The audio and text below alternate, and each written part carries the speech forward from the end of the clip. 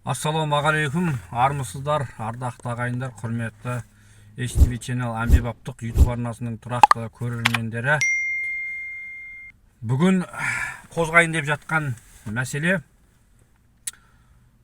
осы 2022 жылы желтоқсанның соңғы күндерінде, соңғы айдың соңғы күндерінде біздің Түркістан қаласындағы белсенді блогеріміз және ағалық болашақ қоғамдық бірлестігінің мүшесі болған Абзал бауырымыз өз көлігін басқарып келе жатып тоқта белгісінде мемлекет тарапынан айыппұл арқалаған екен. Бағдаршамның төбесінде орналасқан бейне камера арқылы стоп, тоқта белгісінен доңғалаға асып тоқтады деген желеумен айыппұл арқалаған. Бұл айыппұл 5175 теңгемен тіркелді. Және бұл айыпқа мен келіспеймін деген оймен Абзал бауырымыз сотқа шағымданған болатын. Сол соттың процесінде өзінің басқасында болдым әрине. Бүгін 18 қаңтар 2023 жыл мамандандырылған сот алдында тұрмыз. Түркістан қаласы бойынша. Бана сіздерге айтып кеткендей, Түркістан қаласының белсенді блогері Абзал бауырымыз айыппұл арқалаған екен көлік жөнінде. Бүгін соты болады деген, сағат 3:30-да. Сол сот қалай өтті, қалай өтіп жатыр, айыппұл немен арқаланды деген сияқты толық мәліметті өзінен сұрайтын боламыз ағайындар.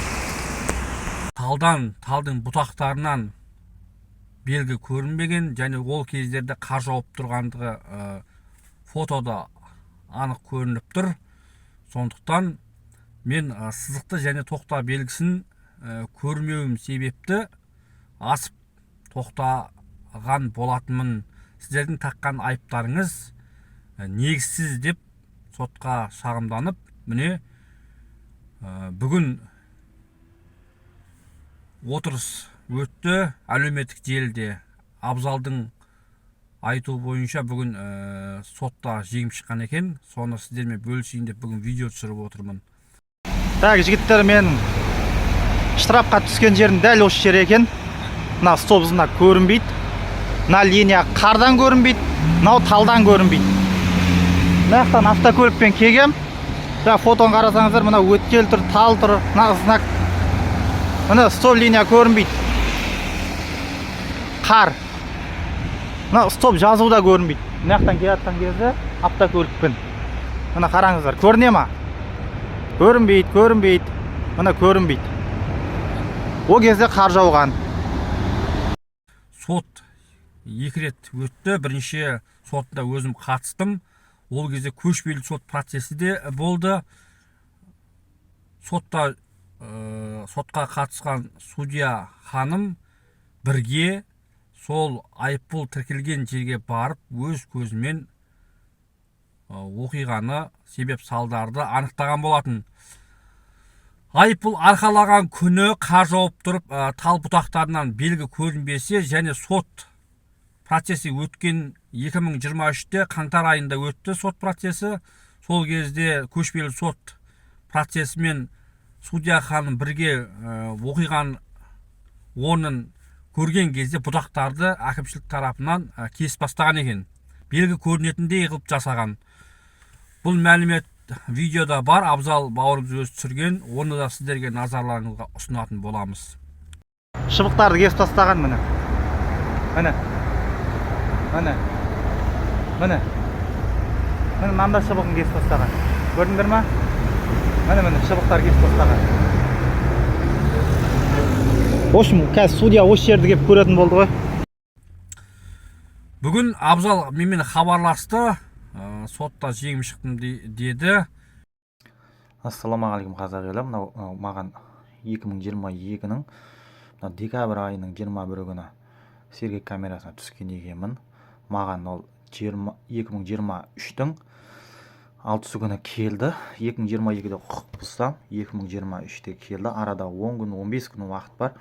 Ол 2022 оқиға орын алса 2023-тің МРП-сімен айлық есептік көрсеткішпен көп қой жазып жіберген. Және де ол жерден талдан жол белгі көрінбейді, қардан жердің тоқтау белгісі көрінбейді. Ол жерде маған жаңа линиядан өтіп кеттің деп айыппұл келген болатын. Сол бойынша сотқа шағымдандық. Қазіргі таңда сот қарап айыппұлдың күшін жойды. Себебі ана жерде талдан белгі көрінбейді, жолдан сызық, тоқта сызығы көрінбейді. Сондықтан сот күшін жойды, хаттаманың күшін жойды. Жалпы бұндағы мақсат сіздерге видео жолдап отқан себебіміз осындай жағдай халық тарапынан орын алып жатса, көлік басқарып жатқан әрбір азаматымыз осындай жағдай орын алып жатса, сіздер де өз құқықтарыңызды қорғауға мүмкіндіктеріңіз бар деген мақсатпен бүгін видео шығарып жатырмыз. Өз құқықтарыңызды өздеріңіз қорғауға мүмкіндіктеріңіз бар, қорғаңыздар. Сіздерге тағылған айып дәлелденбесе, сіздер жеңіп шығасыздар ағайындар. Осыны айтқым келеді. Бізде мақсатымыз сіздерге пайдамыз тиетін, пайда тигізетін бір видео шығарсақ деген үмітпен осы блогер атанып жатқан жағдайымызда бар, еңбектеніп жатқан жағдайымызда жоқ емес ағайындар. Бізбен бірге болыңыздар. Абзал бауырым жеңісің құтты болсын. Осы жеңіс үлкен бір жеңістерге, белестерге алып келетін табысты дүниеге айнала берсін деп тілейміз. Әрқашанда жақсылық болсын, еліміз аман, халқымыз тыныш болсын. Қазақ елінде, қазақ қоғамына үлес қосатын жігіттердің саны әрқашанда арта берсін ағайын. Рахмет сіздерге тыңдағандарыңызға.